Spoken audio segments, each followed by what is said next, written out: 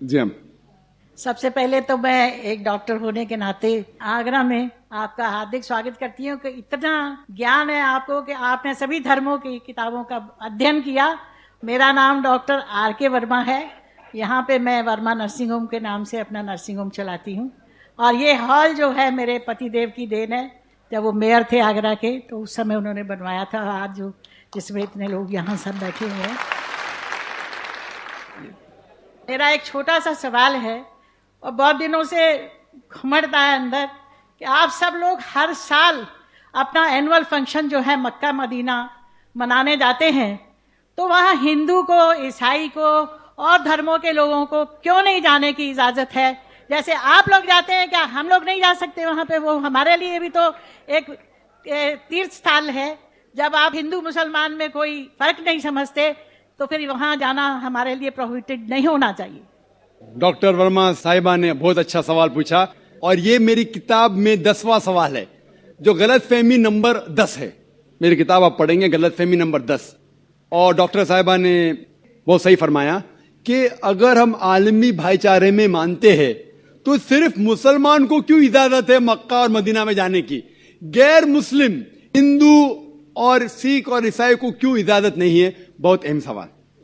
इसका जवाब है कि हर देश के अपने अपने रूल्स और रेगुलेशन होते हैं। मिसाल के तौर पे मैं हिंदुस्तानी हूं, लेकिन मुझे कुछ हिंदुस्तान के इलाके में जाने की इजाजत नहीं है जिसे कहते हैं कैंटोनमेंट एरिया। सिर्फ मिलिट्री के लोग, सिर्फ वो लोग जो देश की हिफाजत में लगे हुए हैं, वो लोग वो कैंटोनमेंट एरिया में जा सकते। मैं इन्हें झगड़ सकता हूं, मैं इस देश का नागरिक हूं, मुझे क्यों नहीं जाने देते? नहीं, ये गवर्नमेंट का रूल है। ये कैंटोनमेंट एरिया है, मतलब खाली वो लोग, वो शख्स जो मिलिट्री के लोग हैं, जो देश की हिफाजत में लगे हुए, सिर्फ उनको इजाजत है। ये रूल है। इसी तरीके से मक्का और मदीना मेरे हिसाब से इस्लाम का कैंटोनमेंट एरिया है। वो लोग, सिर्फ वो इंसान जो इस्लाम के लिए जान देने को तैयार है, वो लोग को अलाउड है, बाकी लोग को नहीं। हम मानते हैं कि सब इंसान हमारे भाई है, भाईचारा के अंदर वो इंसानी भाई है, उसका हम एतराज नहीं करते, लेकिन सिर्फ वो भाई लोग अलाउड है जो इस्लाम के लिए जान देने को तैयार है। और एक इसका जवाब है कि जब भी आप कोई मुल्क में जाते हैं उसके लिए आपको वीजा लेने पड़ता है, वीजा। और सबसे डिफिकल्ट है अमेरिका का वीजा, खुसूसन 11 सितंबर के बाद। 50 सवाल पूछते। जब मैं सिंगापुर में पहली बार गया था, वहां इमिग्रेशन फॉर्म पे लिखा था कि डेथ टू ड्रग ट्रैफिकर्स, जो भी ड्रग से पकड़ा गया उसे सजाए मौत। अगर मुझे सिंगापुर में जाना है तो मुझे यह तस्लीम करना पड़ेगा कि अगर मेरे पास ड्रग्स है तो मुझे सजाए मौत होंगी। मैंने कैसे सजाए मौत, इतना खतरनाक सजा नहीं मानते तो सिंगापुर में आना ममनू। तो आप अगर सिंगापुर का वीजा लेते, आप तस्लीम करने पड़ेगा कि ड्रग वाले को सजाए मौत। इसी तरीके से मक्का और मदीना जाने का वीजा है। आप सिर्फ अपने जबान से कहो ला इलाहा इल्लल्लाह मोहम्मद रसूलुल्लाह।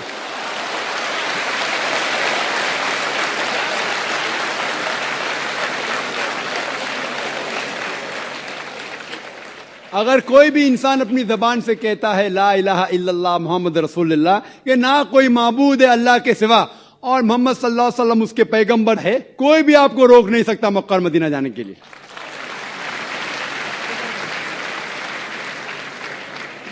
मैं doctor Arjun Das, Saint Johns college में कॉमर्स का प्रोफेसर हूं। आपने कहा कि इस्लाम को समझने के लिए इस्लामी ग्रंथों को पढ़िए, मुसलमान को मत देखिए। हम आप जैसे नेक इंसान को कैसे न देखें, कैसे न सुने और आपकी कई हुई बातों पर कैसे न चलें। इस्लाम को समझना है तो मुसलमान को भी देखना पड़ेगा, अच्छे को भी तो खराब को भी। आप जैसे नेक इंसान को भी देखना पड़ेगा और लादेन जैसे या दूसरे टेररिस्ट हैं उनको भी देखना पड़ेगा, जो इस बात का दावा करते हैं कि वो इस्लाम को बचा रहे हैं और इस्लाम को बढ़ा रहे हैं। मेरा एक छोटा सा सवाल है। आपने अपनी तकरीर में शुरू में कहा कि इस्लाम में औरतों और मर्दों को बराबर के हकूक़ात हासिल हैं और आपने नंबर भी दिए کہ دونوں کو 100 میں سے 80 نمبر، کسی پیپر میں کسی کو کم کسی کو زیادہ.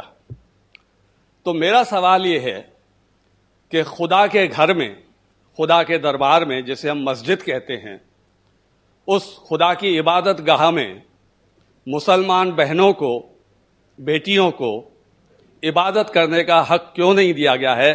وہ مسجد میں جا کر نماز کیوں نہیں پڑھ سکتی؟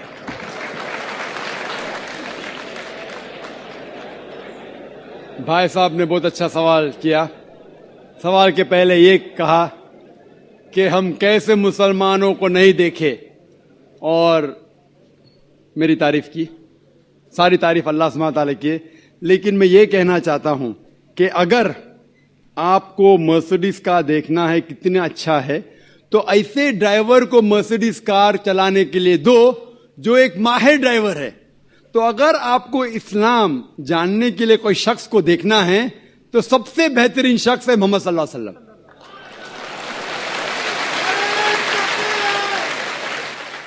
ذاکر نائک اسلام میں زیرو ہے، زیرو.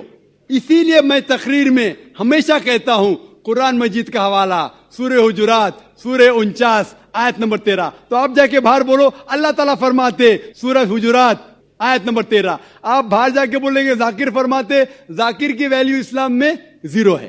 ویلیو ہے اللہ اور اللہ کے رسول کی. لیکن آپ اگر میرے تقریر سے متاثر ہوئے تو ہمیشہ میں لوگ کو کہتا ہوں اگر آپ میرے تقریر سے متاثر ہوتے ہیں تو میرے تقریر کو ہو بہو ذاکر کو ہٹا کے تقریر کو ہو بہو کسی سے کہیں گے تو الحمدللہ ثم الحمدللہ. لیکن اگر کہیں گے ذاکر کہتا ہے کہ خواتین کا مقام مرد کے مقام سے برابر ہے تو زیرو ہے. یہ قرآن کہتا ہے سورہ بقرہ میں سورہ نمبر 2 آیت نمبر 228 میں. اگر حوالہ دیں گے تو اس کا وزن ہے. اسی لیے جو میں کہتا ہوں ابھی تک کہ صحیح ہے، کوئی بھی مذہب کو دیکھنے کے لیے مذہب کے ماننے والے سے بدلے مذہب کی کتاب پڑھو. اور اگر کسی کو دیکھنا ہے، مذہب کے لوگ کو دیکھنا ہے، تو جو سب سے ماہر ہے اس کو دیکھیے. تو اگر آپ کوئی مسلمان کی زندگی کو دیکھ کے عمل کرنا ہے تو سب سے بہترین ایگزامپل، مثال ہے محمد صلی اللہ علیہ وسلم. آپ کا سوال جو ہے کہ اگر خواتین اور مرد کے حقوق ایک ہے، ان کا معیار ایک ہے، تو اسلام کیوں خواتین کو مسجد میں آنے سے روکتا ہے؟ بہت اچھا سوال ہے. آپ قرآن مجید پڑھیں گے، قرآن مجید میں کہیں بھی نہیں لکھا ہے کہ خواتین مسجد میں نہیں جا سکتے. ایک بھی صحیح حدیث نہیں ہے جس میں یہ ذکر ہے کہ خواتین مسجد میں نہیں جا سکتے، بلکہ کئی حدیث ہے. آپ اگر صحیح بخاری پڑھیں گے جلد نمبر 1 جو آخری حدیث ہے 832 کی حدیث، اس میں محمد صلی اللہ علیہ وسلم فرماتے ہیں کہ do not prevent the female servants of Allah from entering the mosque. آپ خواتین جو مومنہ ہیں، اللہ سبحانہ و تعالیٰ کی بندیاں جو مومنہ ہیں، اسے مسجد میں جانے سے مت روکیے. کئی حدیث ہے جس میں لکھا ہوا ہے کہ مومن عورتوں کو مسجد میں جانے سے مت روکیے. لیکن کیونکہ خواتین کی ذمہ داریاں ہیں گھر میں بھی، انہیں مسجد میں جانا فرض نہیں ہے، کمپلسری نہیں ہے. مسلمان مرد کو جماعت میں پڑھیں گے تو 25 گنا 27 گنا زیادہ ثواب ہے. یہ صحیح بخاری کی حدیث ہے محمد صلی اللہ علیہ وسلم کی. اور مسجد میں پڑھنا جماعت میں اور بہتر ہے. لیکن خواتین کیونکہ ان کی ذمہ داریاں ہیں، گھر میں ذمہ داریاں ہیں، بچے کو دیکھنا ہوتا ہے، کھانا پکانا ہوتا ہے، تو ان کو مسجد میں جانا فرض نہیں ہے. لیکن اگر وہ جانا چاہتے ہیں تو انہیں کوئی بھی روک نہیں سکتا. یہ افسوس کی بات ہے کہ اکثر ہندوستان کے مسجد میں خواتین کے لیے جگہ ہی نہیں ہے. تو غلطی ہے ہندوستان کے مسلمانوں میں، اسلام میں نہیں. آپ سعودی عربیہ جائیے، امریکہ جائیے، انگلینڈ جائیے، الحمدللہ میں کئی ممالک جا چکا ہوں، وہاں خواتین کے لیے علیحدہ انتظام ہے. لیکن جب خواتین کو مسجد میں آنے کی اجازت ہے، اسلام اس کے لیے کچھ گائیڈ لائنز بھی پیش کرتا ہے. خواتین کے لیے ایکول بٹ سیپریٹ فیسلٹیز، مطلب وہی فیسلٹی لیکن علیحدہ، ساتھ میں گل ملنے کی ممانعت ہے. کیونکہ جیسے میں نے کہا میرے تقریر میں، ہم جب نماز پڑھتے تو کاندھے سے کاندھا ملانا چاہیے. اگر ایک مرد خواتین کے کاندھے سے کاندھا ملائے گا وہ اللہ سے زیادہ خواتین کو توجہ دے گا.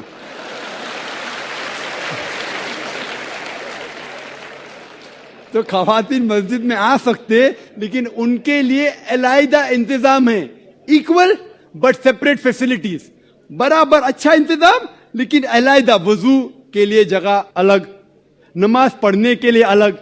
اسی لیے اسلام کے اندر خواتین آ سکتے, لیکن افسوس کی بات ہے کہ یہ ہندوستان میں اکثر مسجد میں ان کو الاؤ نہیں کرتے. یہ ہندوستان کے مسلمان کہ علم کی کمزوری ہے. اگر آپ پڑھیں گے صحیح بخاری, کئی حدیثیں ہیں, صحیح مسلم, جہاں خواتین کو آنے سے روکا نہیں گیا, بلکہ محمد صلی اللہ علیہ وسلم نے کہا کہ اگر خواتین مسجد میں جانا چاہتے ہیں رات کو بھی, تب بھی آپ انہیں مت روکو, رات کو بھی. یہ صحیح بخاری کی حدیث ہے کہ اگر رات کو بھی وہ مسجد میں جانا چاہتے تو آپ اسے مت روکیے. لیکن الحمدللہ ثم الحمدللہ ہندوستان میں سینکڑوں مسجد ہے جہاں خواتین کو آنے کی اجازت ہے. بمبئی میں ہیں, دلی میں بھی ہوں گی, آگرہ میں بھی ہوں گی, کم ہوں گی. ابھی الحمدللہ بات پھیل رہی ہے, لوگ کو اسلام کا علم ہو رہا ہے الحمدللہ, اور کئی مسجد میں خواتین کو آنے کی اجازت دی جا رہی. اور میری درخواست ہے کہ جو آگرہ کے مسجد کے ٹرسٹیز ہیں وہ بھی حدیث پڑھے, اور بھلے اگر خواتین کم آتے ہیں تو ان کا چھوٹا انتظام ہونا چاہیے, خواتین کم آتے تو, لیکن انتظام ہونا ضروری ہے اور انہیں مسجد سے آنے سے روکا نہیں جانا چاہیے. آپ نے یہ کہا کہ پیڑ پودوں کو یدی ہم کھاتے ہیں تو کچھ سنائی دینے کی آپ نے بات کہی تھی, لیکن ہم ایسا تو کر ہی سکتے ہیں جن بچوں کی ہمیں چیخ یا کسی بھی چیخ سنائی دے رہی ہے اس کو رونے سے روک سکتے ہیں.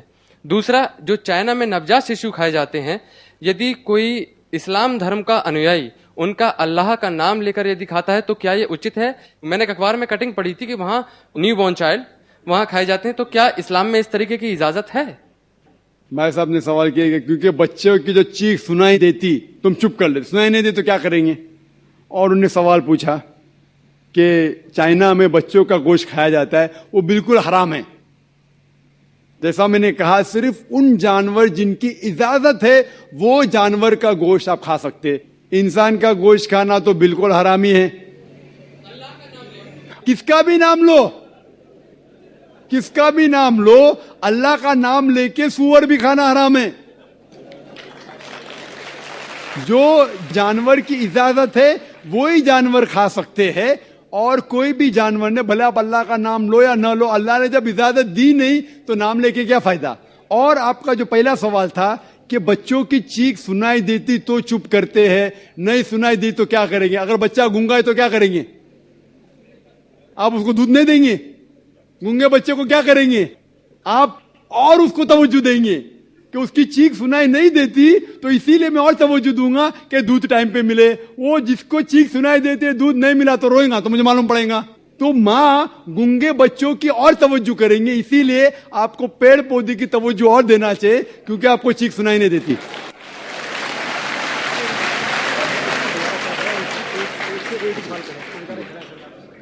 دھنیہ واد ڈاکٹر ذاکر نائک صاحب. میرے جسم کا دیا گیا نام ڈاکٹر ورما ہے, اور میں نے قرآن شریف بھی پڑھی ہے, بائبل بھی پڑھی ہے, اور وید واد کی تھوڑا سا ادھین کیا ہے. میں نے قرآن میں ساری باتیں اچھی پائی ہیں, کنتو ایک بات میری سمجھ میں ابھی تک نہیں آئی ہے. یہ ہندووادی وہ کہتے ہیں کہ جنم ہوتا ہے, اور قرآن میں ایک بات آتی ہے کہ مردے زندے کیے جائیں گے. یہ دو بات میری سمجھ میں ابھی تک نہیں آئی ہیں. ہندو تقویٰ کہتا ہے, انہوں نے دیکھا کہ جنم واد, کہ جنم ہوتا ہے. میں نے ڈسکوری چینل میں بھی یہ چیزیں دیکھی ہیں. اور دوسرا کہ آخر میں قرآن میں کہ مردے زندے کیے جائیں گے.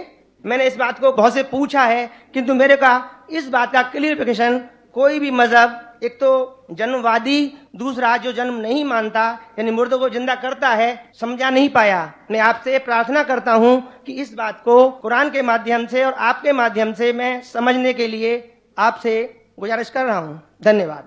ڈاکٹر صاحب نے اچھا سوال پوچھا ہے کہ اس نے قرآن مجید پڑھی اور سب بات کو تسلیم کرتے, صرف یہ ایک یا دو بات کہ قرآن شریف کے اندر موت آتی ہے, مردے کو واپس سے زندگی دی جائیں گی آخرت میں, ان کا ذکر ہے. اور ہندو لوگ یہ مانتے ہیں کہ پنرجنم میں, اور وہ ڈسکوری چینل پہ دیکھے کہ پنرجنم ہوتا ہے. اگر آپ دیکھیں گے سب سے اونچی کتاب ہندو مذہب میں وید. اگر آپ پڑھیں گے پنر کی معنی کیا, پنر سنسکرت میں مطلب نیکسٹ, اگین, واپس سے اور ایک, پنر کے معنی نیکسٹ. تو پنر جنم مطلب نیکسٹ زندگی اور ایک زندگی. اگر آپ قرآن شریف پڑھیں گے کئی آیتیں ہیں کہ اللہ سبحانہ و تعالیٰ نے آپ کو زندگی دی, پہلے آپ تھے نہیں, پھر زندگی دی, اس دھرتی پہ آئے, پھر آپ کو موت دیں گے, پھر آخرت میں اٹھایا جائے گا. آپ جو کر رہے مردوں کو جان دی جائیں گے آخرت میں, یہ ہم مانتے ہیں کہ ایک بار ہم اس دھرتی پہ آتے, نیکسٹ لائف از آخرت. اسی طریقے سے وید میں بھی ذکر ہے اباؤٹ پنرجنم, نیکسٹ لائف, سیم ہو بہو جس طریقے سے قرآن میں لکھا ہوا ہے. لیکن عام ہندو مذہب کے جو گرو ہے, سوامی ہیں, ان لوگ جب یہ جاننے لگے, ایک ان کو کٹھنائی پیش آئی, وہ دیکھنے لگے کہ کئی انسان جب پیدا ہوتے ہیں with congenital defects, heart problem, heart defects, limb problem, کوئی امیر پیدا ہوتا ہے, کوئی غریب پیدا ہوتا ہے, تو بھگوان ہی کینٹ بی انجسٹ. بھگوان انجسٹ نہیں ہو سکتا ہے کہ کوئی انسان کو ہیلدی پیدا کرتا ہے صحت کے ساتھ, کوئی انسان کو کنجنائٹل دل کی بیماری سے پیدا کرتا ہے, کوئی انسان کو امیر گھر میں پیدا کرتا ہے, کوئی انسان کو غریب گھر میں. تو بھگوان انجسٹ نہیں ہو سکتا ہے, نا انصاف نہیں ہو سکتا. تو یہ جو سوامی لوگ ہیں, ان لوگ نے ایک نئی چیز نکالی, سمسکارا.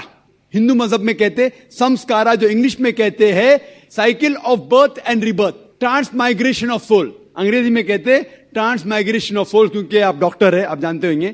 ٹرانس مائگریشن آف سول انگریزی میں کہتے, سنسکرت میں کہتے samskara, birth death, birth death, birth death. کہیں بھی وید میں نہیں لکھا ہوا ہے کہ birth death, birth death, birth death, کہیں بھی وید میں نہیں لکھا ہے. چیلنج ہے میرا. یہ ان لوگ کو ملتا ہے بھگوت گیتا کے شلوک سے. بھگوت گیتا کا شلوک چیپٹر نمبر 2 میں, ورس نمبر 22 میں, اس میں لکھا ہوا ہے کہ جب کوئی شخص اپنے کپڑے نکالتا ہے تو وہ نئے کپڑے پہن لیتا ہے. اسی طریقے سے روح ایک نئی جسم میں جاتی ہے. اور یہ بھدیانکر اپنشد میں بھی اس کا ذکر ہے, آپ پڑھیں گے کہ when a caterpillar climbs up the grass of blade, he jumps to a new grass. Same way the soul takes a new body. جس طریقے سے کیٹرپلر گھاس کے اوپر چڑھتا ہے اور دوسرے گھاس پہ جاتا ہے, اسی طریقے سے روح ایک نئی باڈی کے اندر جاتا ہے. تو اس شلوک کے بنیاد پر ان لوگ نے ایک فلسفی پیدا کی, سمسکارا, کہ انسان جو کرم کے بیس کے اوپر, کرم اور دھرم کی فلسفی, کرم مطلب اچھے کرم کرو گے دھرم کے حساب سے تو اگلے جنم میں آپ اچھے پیدا ہوں گے. اگر آپ کے کرم برے ہوں گے تو اگلے جنم میں آپ ہو سکتا ہے کہ لولا پیدا ہوں گے یا لنگڑا پیدا ہوں گے. اور جو کہتے ہیں کہ آپ انسان 7 بار بنیں گے, یہ کون کہتا ہے؟ وید نہیں کہتی, یہ سوامی جی لوگ کہتے ہیں. کوئی وید میں کہیں لکھا نہیں ہے, کیونکہ ان کو یہ نہیں کہہ سکتے تھے کہ انسان کیوں غریب پیدا ہوتا ہے, کیوں اپائش پیدا ہوتا ہے. ان کی سوچ کم تھی, اسی لیے نئی فلسفی لے کے آئے, ٹرانس مائگریشن آف سول. آپ تو ڈاکٹر ہے, میں بھی ڈاکٹر ہوں. آپ نے کئی میڈیکل سائنس بک میں پڑھا ہوا ہے کہ انسان اس دنیا میں جنم لیتا ہے؟ کبھی نہیں. کیا فزیولوجی میں پڑھا, کیا ایناٹومی میں پڑھا؟ اگر یہ سائنٹیفک فیکٹ ہوتا تھا تو ہم میڈیکل کالج میں پڑھتے تھے کہ انسان نئے جنم لیتا ہے. ہم کبھی بھی نہیں پڑھے. اس سے یہ ثابت ہوتا ہے کہ سائنس اس کو تسلیم ہی نہیں کرتی. جو آپ کہہ رہے ڈسکوری چینل میں دیکھا, جو آپ کہہ رہے ہیں, اگر یہ حق ہوتا تھا تو ہمارے سائنٹیفک بک میں بھی یہ لکھا ہوتا. تو یہ کہنا کہ سائنٹیفک پروف ہے کہ ہم جنم لیتے ہیں, بالکل غلط ہے. اسلام جو اس کا جواب دیتا ہے وہ ہے کہ اسلام تسلیم کرتا ہے کہ اللہ سبحانہ و تعالیٰ کچھ لوگ کو اپائش پیدا کرتا ہے, کچھ لوگ کو اچھی صحت دیتا ہے, کچھ کو غریب, کچھ کو امیر. اس کی وجہ ہے کہ اللہ تعالیٰ فرماتے ہیں سورہ ملک میں, سورہ نمبر 67 آیت نمبر 2 میں, الذی خلق الموت والحیات, اللہ سبحانہ و تعالیٰ نے موت اور زندگی بنائی تاکہ آپ لوگ کو جانچ سکے, آپ لوگ کا امتحان لے سکے آپ لوگوں میں سے کچھ لوگ اچھے ہیں. یہ جانچ پڑتال کرنے کے لیے یہ زندگی ہمارے لیے امتحان ہے. اور اللہ تعالیٰ فرماتے ہیں سورہ انفال میں سورہ نمبر 8 آیت نمبر 28 میں کہ آپ کے بچے اور آپ کی جائیداد آپ کے لیے فتنہ ہے. آپ کی جائیداد اور آپ کے بچے آپ کے لیے ایک ٹیسٹ ہے, آپ کے لیے امتحان ہے. اللہ تعالیٰ کچھ لوگ کو غریب گھر میں پیدا کرتا ہے, کچھ لوگ کو امیر. جو لوگ امیر ہیں ان کے لیے امتحان ہے کہ وہ زکوٰۃ دیتے کیا نہیں. جیسا کہ میں نے کہا میری تقریر میں, تیسری بنیادی بات اسلام میں ہے زکوٰۃ. جس شخص کے پاس 85 گرام سے زیادہ سونا ہے یا اس کے مقابلے میں دھن ہے, اس کو 2.5% زکوٰۃ دینا فرض ہے. جو آدمی امیر ہے, کچھ امیر لوگ برابر زکوٰۃ دیتے, کچھ لوگ آدھا دیتے, کچھ لوگ دیتے ہی نہیں. تو امیر انسان کو شاید 100% مارکس ملے یا 50% مارکس ملے یا 0% ملے. وہ غریب انسان کو زکوٰۃ میں تو 100 مارکس ملتا ہے, 100 آؤٹ آف 100. اس کو زکوٰۃ دینا ہی نہیں. ہم کہتے رہے بیچارہ غریب انسان ہے, لیکن اصل میں دیکھے جاؤ تو اس کو اس امتحان میں, غربت کے امتحان میں 100% مارکس ملے. آپ سمجھ رہے؟ اسی طریقے سے اللہ تعالیٰ کہتے ہیں کہ آپ کے بچے آپ کے لیے امتحان ہے. ہو سکتا ہے مثال کے طور پہ ایک اچھے جوڑی ہے, اچھے مسلمان ہیں, 5 ٹائم نماز پڑھ رہے ہیں, حج کو گئے ہیں, رمضان میں روزہ رکھتے ہیں, زکوٰۃ دیتے. اللہ تعالیٰ ان کا اور بڑا امتحان لینا چاہتا ہے. جتنا بڑا امتحان اتنا بڑا انعام. مثال کے طور پہ اگر آپ BA پاس کرتے تو آپ کو صرف گریجویشن ملتا ہے. اگر آپ MBBS پاس کرتے آپ کو ڈاکٹر کہلایا جاتا. ڈاکٹر مطلب اونچا عہدہ. اسی طریقے سے اللہ سبحانہ و تعالیٰ ہو سکتا ہے کہ اس جوڑی کو امتحان اور سخت دیتا ہے اور ایسا بچہ پیدا کرتا ہے جو اپائج ہے. اللہ یہ دیکھنا چاہتا ہے کہ اپائج بچہ پیدا کرنے کے باوجود وہ اللہ کے اوپر ایمان رکھتا ہے کہ نہیں. اگر ایمان رکھتا ہے تو اللہ اسے جنت فردوس دینا چاہتا ہے. اور کٹھن امتحان اور بڑا انعام. ہو سکتا ہے کہ وہ امتحان میں فیل ہو جائیں گا. تو یہ قرآن کی آیت ہے, آپ کے بچے آپ کے لیے امتحان ہے. کبھی کوئی بھی اگر کلیمٹی آتی ہے, کوئی بھی آپ کو نقصان ہوتا ہے, ادھر وہ آپ کے لیے امتحان ہے یا آپ کے لیے سزا ہے. جب بھی کوئی بھی آپ کو انعام ملتا ہے وہ ادھر آپ کے لیے امتحان ہے یا آپ کے لیے ریوارڈ ہے. تو اسی طریقے سے کیونکہ ہندو مذہب کے جو سوامی ہیں وہ اس کو نہیں سمجھ سکے, اسی لیے ایک نئی فلسفی سمسکارا لے کے آئے جو بالکل وید میں نہیں لکھی ہے. وید بات کرتا ہے پنرجنم. پنرجنم مطلب نیکسٹ لائف, جس کا ذکر قرآن نے بھی ہے, آخرت کی زندگی. تو وید اور قرآن سیم زندگی کا بات کر رہا ہے کہ اس دنیا میں آپ آتے ہیں, ایک بار آتے ہیں, صحیح طریقے سے جئیں گے تو ایک بار کافی ہے, اور یہ دنیا آخرت کے لیے امتحان ہے.